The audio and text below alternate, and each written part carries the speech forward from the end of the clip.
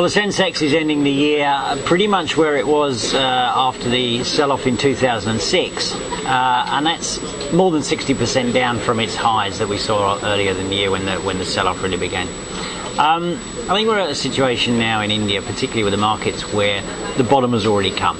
If you look at global markets, following the bailout packages for the banks and the car makers in the States and everything that's been done to try and ease the credit crunch, a lot of these markets are bottoming out, and India is bottoming out along with all the others. So in the absence of any huge shocks coming through, any huge future shocks coming through, I think we've probably seen the worst for this market. And alongside, if you look at the pattern that the Sensex has formed, it's looking exactly like the US markets and many, many other markets around the world, including Japan and many of the European markets. So assuming that the recession is well entrenched in the global economy, it will probably start, and perceived wisdom in the markets is that the thing will probably reach its worst in terms of economics around about the middle of next year.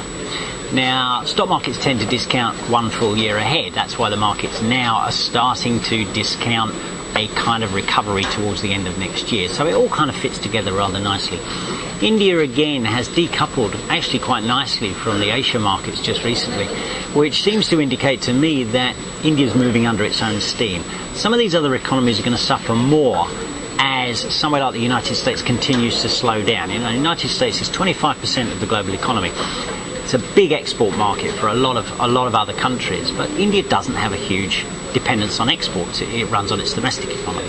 So therefore, that's probably one of the early signs that you might start to see as we go into next year, that India is decoupling a little bit from the other world markets and actually starting to do better because it's a domestically driven economy and not an external driven economy. So overall, I think the picture for India looks reasonably good, but do expect more bad news on the global front, but hopefully no more big surprises.